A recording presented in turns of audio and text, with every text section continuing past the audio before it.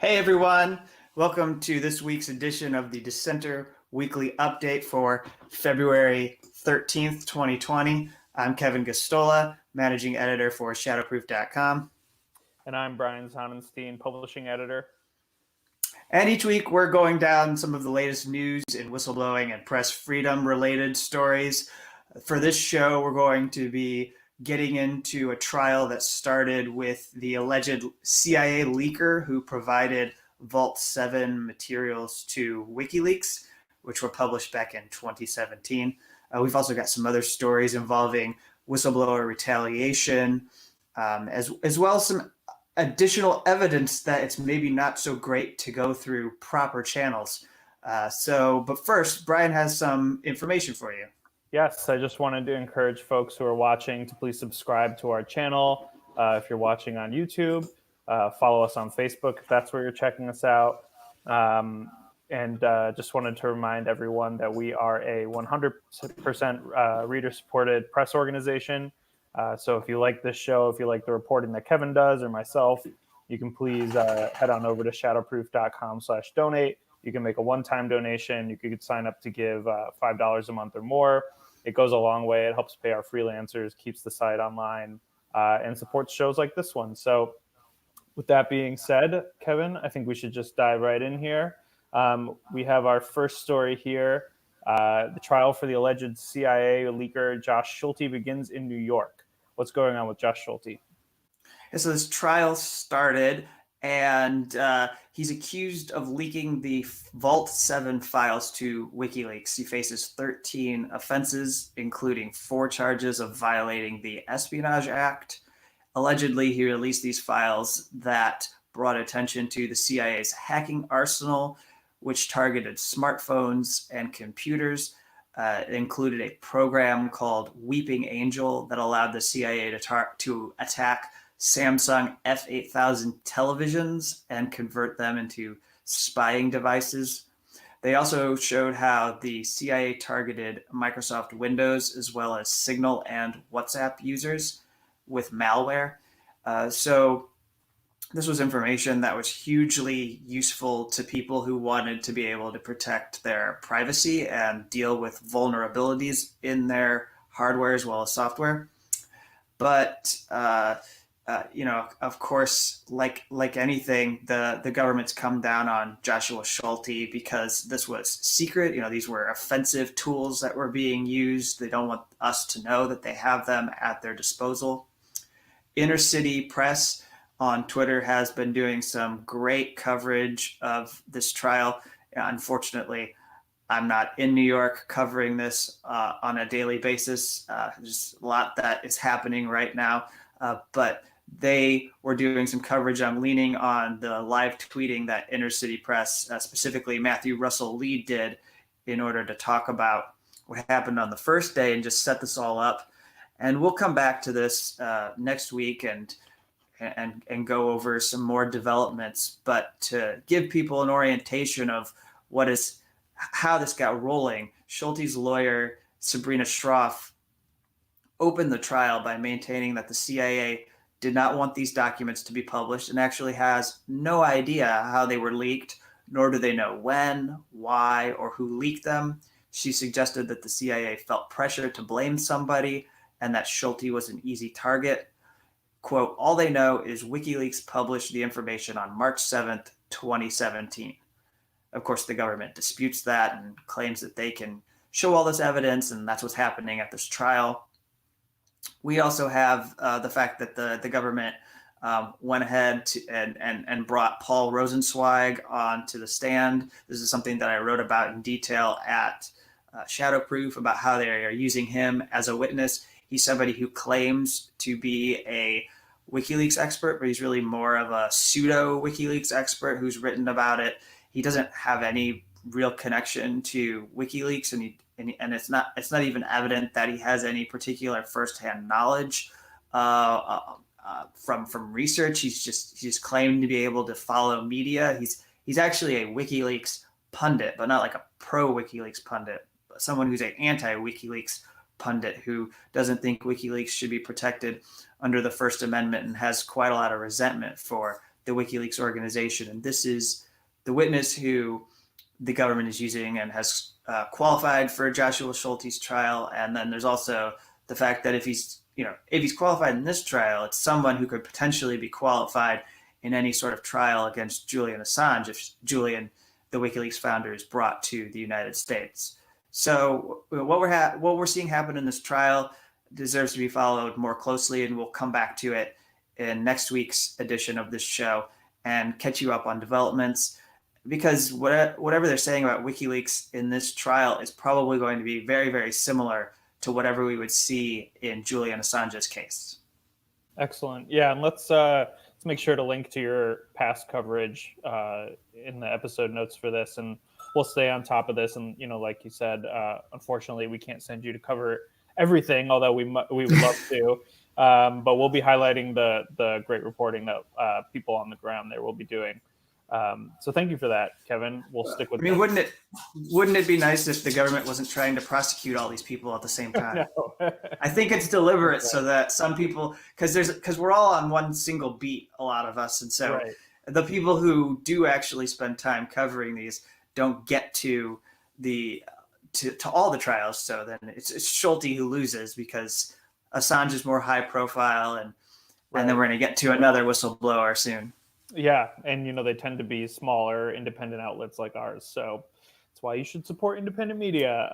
Let's go on after that little plug to our next story. We have a story out of the Veterans Affairs Administration. The VA secretary looked for dirt on a House staffer who reported sexual assault. Tell us about this story. Very quickly here, Andrea Goldstein is a Navy Reserve Intelligence Officer and a senior policy advisor for the House Veterans Affairs Committee's Women Veterans Task Force. And in September, she said she was sexually assaulted at the VA medical center, in Washington, according to ProPublica. ProPublica did this great report on this. I encourage you to go there to find more details.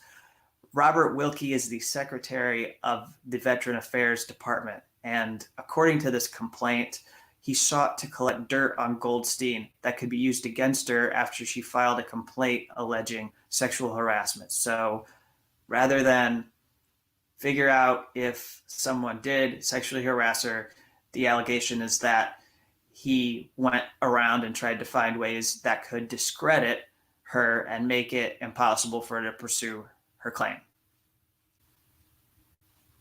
Thank you. We will move on now to our next story in the Department of Justice.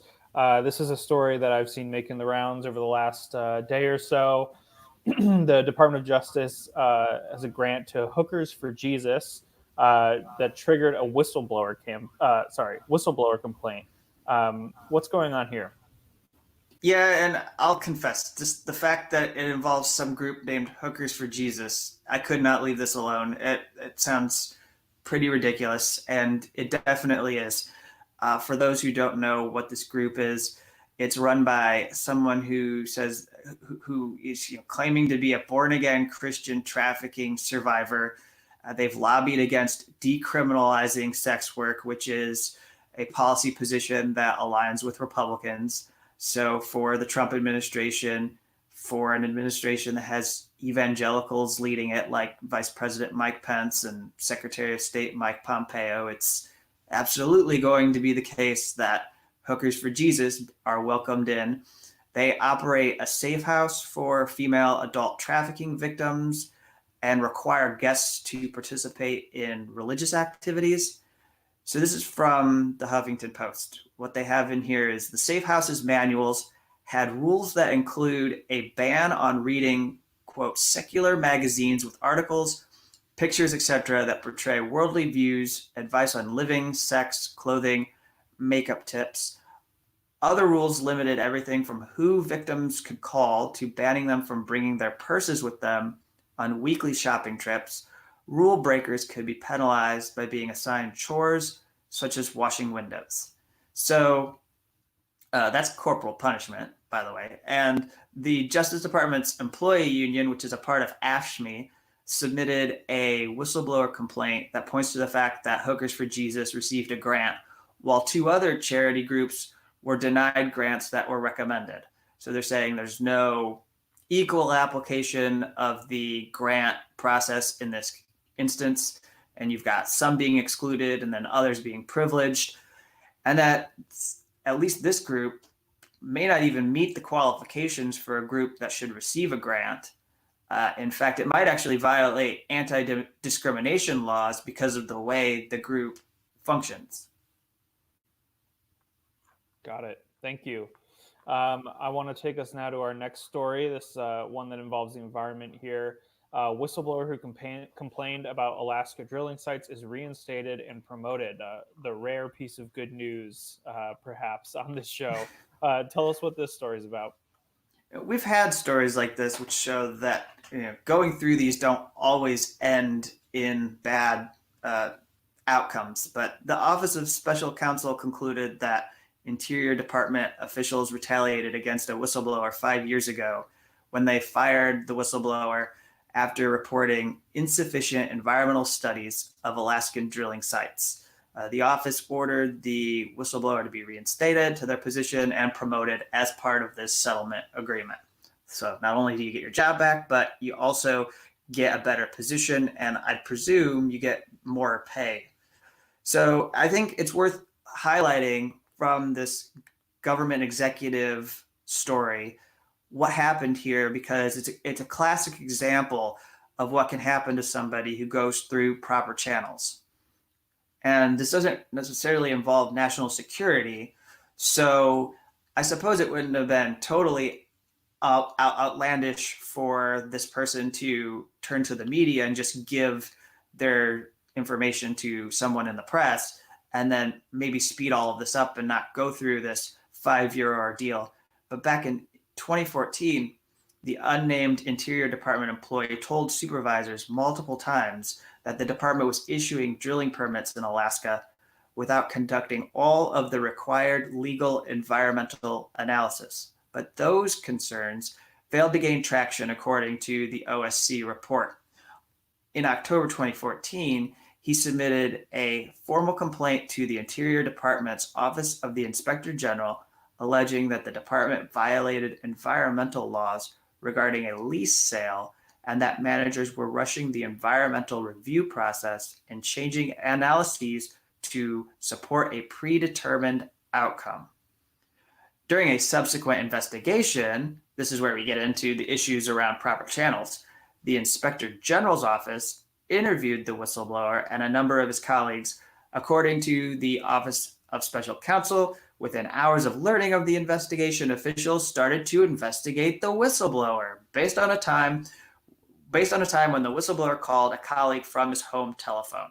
Eventually, department officials accused him of running a private business while engaging in telework, among other things, and removed him from his position on January 4th, 2016. And that shows you what can happen when you go through proper channels. Thank you. Yeah, and I'm glad you highlighted this story as well, because I think, there's been a bit of a pattern on our show about, raising awareness about the rush to skip or just completely skip environmental assessments, impact assessments on a variety of different topics, whether it's prison construction or what have you. So thank you for highlighting this story, and especially stories that pertain to the climate and the environment, I think are critically important. Yeah, absolutely. But also, the hubris around how easy most pundits and officials think it is to just go through proper channels. I mean, currently under President Donald Trump, that's not something that a lot of people believe in our press because Donald Trump. But under President Barack Obama, there was this universal belief that you just go to the Inspector General with your complaint and everything would be hunky-dory. Right. I want to take us to our next story. This is a story that we have been following on this show, and you've followed in your reporting. It's from our friends at the Gray Zone. It pertains to the OPCW's report on the attacks in Syria, in Douma. Can you tell us what's going on here? Yeah, to highlight what the Gray Zone has, or what Aaron Mate reported on this, and then again, this is involving the Doma Syria attack that occurred in April 2018. Aaron Monte reported on an email from a former OPCW senior official who fears that those behind, quote, crimes that have been perpetrated in the name of humanity and democracy, end quote. He's afraid of these people. He said this whistleblower, this former official, believes that there are individuals out there that could do harm to him and his family. He's clearly afraid. He's worried about exposing himself and his family to violence and revenge. This is definitely eating away on his conscience. Nonetheless, the OPCW senior official denounced the removal of members from the original fact-finding team. And he went on to add further evidence that there was a pressure campaign and systematic cover-up at OPCW involving the fact-finding mission. So this person is really afraid that something could happen to them, but at the same time, trying to provide us more details on what happened with all of this. Thank you. Yeah, we will include a link to that. Go check it out. Support our friends at the Gray Zone. Thank you for highlighting this story. And then down to our regular Assange section of the show. What is going on now with the Spanish security firm that was behind the spying on Assange while he was at the Ecuadorian embassy here? Yeah, we have important reporting from El País, which has been one of these organizations in the world that has been covering this case. And of course, it makes sense to some degree that they would be the leader on this because they are in Spain where this is happening. David Morales, the owner of Undercover Global, testified in Spain's High Court around a week ago that Carlos Abad, the now deceased former ambassador to the United Kingdom, asked him to record Assange's conversations. And though there's overwhelming evidence of espionage, El País noted that Morales initially denied ever carrying out spying. He then admitted he played a role in secret recordings, but that the ambassador told him to do it. And so this testimony's come in the last several days. There are 3 protected witnesses who have said the spying was done on behalf of the CIA, but Morales maintains that it was actually the Secret Service in Ecuador that hired UC Global. Of course, the defense disputes this because they don't really believe that Abed ever made such an order. In fact, Fidel Narvaez, who was the first secretary of the Ecuador embassy and has been a supporter of Assange, recently said Abed was always uncomfortable with UC Global. Abed's dead, and there's really no way for Abed to defend whether Morales is, or to say whether Morales is representing what happened accurately or not. And if this is a private conversation between the two that at some point happened, we have to trust Morales, which isn't really great in this instance. Obviously, he's biased. He's trying to prevent himself from being convicted of privacy violations and other offenses. So from El País, they specifically go into some more details that are important to highlight. Assange's defense team questioned Morales' version of events and asked how it was possible for Abad to have ordered the spying operation if he himself was recorded on one of the microphones as heard in the audio recordings. The team also read out an email in which Morales asks for microphones to be placed throughout the Ecuadorian embassy, including in the ambassador's office. Morales presented the judge there with a list of his trips to the United States, but Assange's lawyers say that he left out his stays in Alexandria, which, by the way, is where the grand jury that is set up to destroy WikiLeaks is impaneled. And he apparently, and of course, that's where the federal court is that's demanded Assange's extradition to the United States. Former Ecuador President Rafael Correa, as well as a few other family members, were reportedly targeted by UC Global. And so there's evidence within this case that this wasn't just about going after Assange, but it was also going after opponents of the current president, Lenin Moreno, who is more of like a center-right / right-wing president by comparison, whereas Rafael Correa was a leftist leader or known as a leftist leader in Ecuador.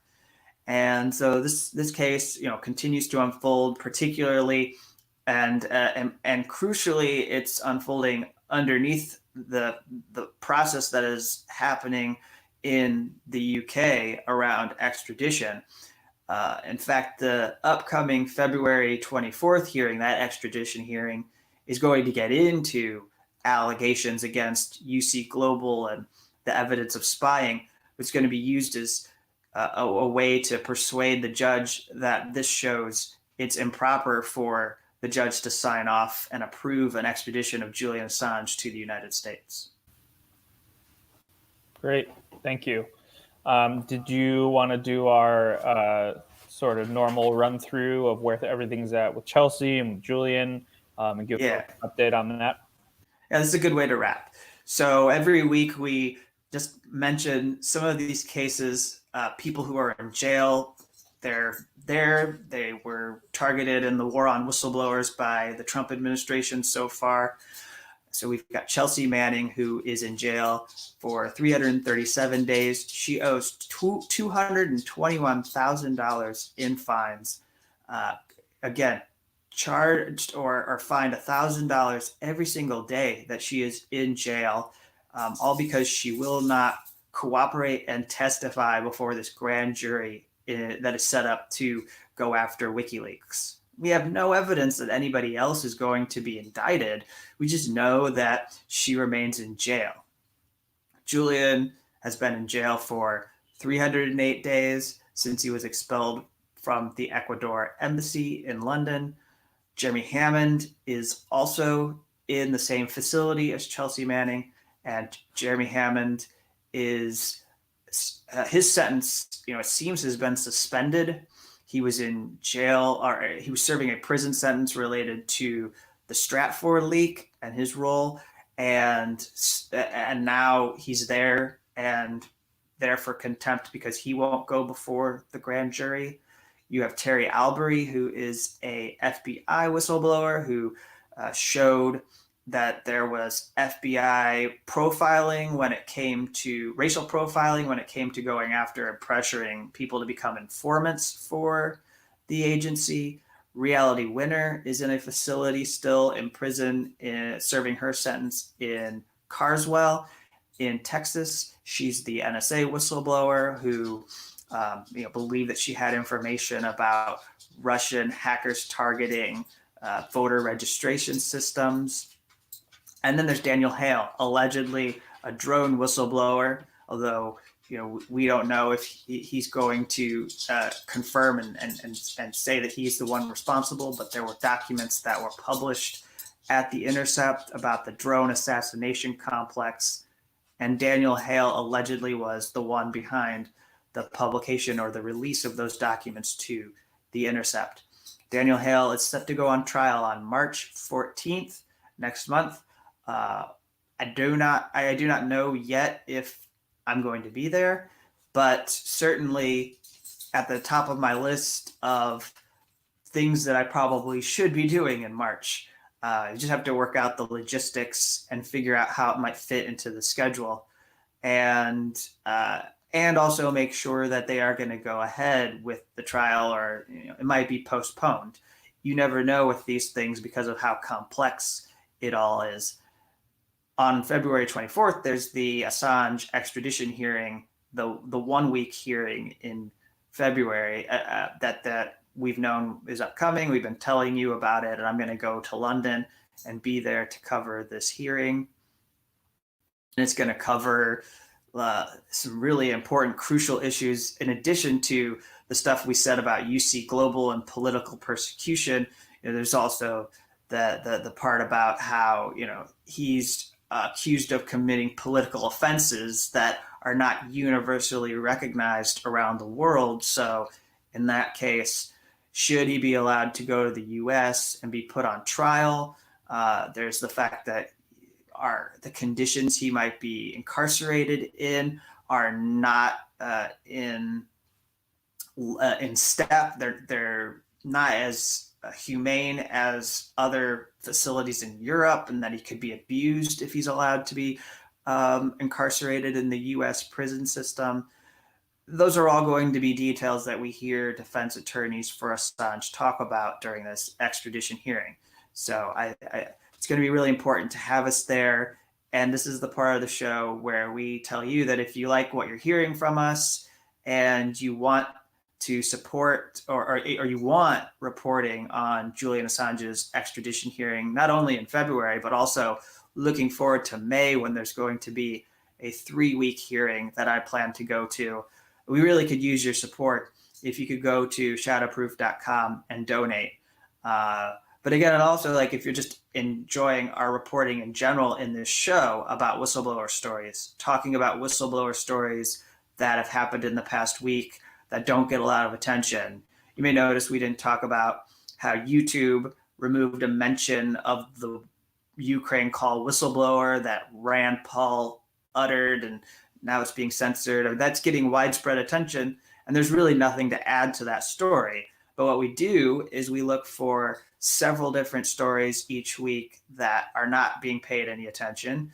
And since everyone seems to really care about whistleblowers, and I think it's important for us to follow these stories and talk about the risks that people are taking to challenge widespread corruption in this country, we put a show together and talk to you every week about the important stories that we think you all should be following. Absolutely. And just to underscore it, Kevin, your flights, your hotels, all of that is covered by our readers. And, you might not think it, those of you watching it, but even giving $5, $10, $15 when you can goes a long way. It adds up, and we could really use the support. So just wanted to reiterate what Kevin said. We have some really important reporting coming up, and our ability to do it and to do it well depends on your support. So, and there's one more thing to throw in here. Please. I plan to put out 1 to 2 interviews in the next week in the run up to my travel to London and before the hearing begins. And it's going to be with people who have been closely following the Assange case, or they're supporters of Assange, just to dig into what you can expect when this extradition hearing happens. So you can look for those next week. Got some good candidates to reach out to and speak with, and I hope to have those interviews for you next week. Wonderful. Well, I think that's a good place to leave it, Kevin. I appreciate your work this week. These are some great stories. We'll be updating the description with some links. Just a reminder, if you're watching this on Facebook, please follow us. If you're on YouTube, please subscribe. You could also follow us on Twitter for updates on our reporting. And again, please support us at shadowproof.com/donate. And I appreciate everyone out there who's reading, watching, and chipping in. So, Kevin, thank you. And we'll talk to everyone next week.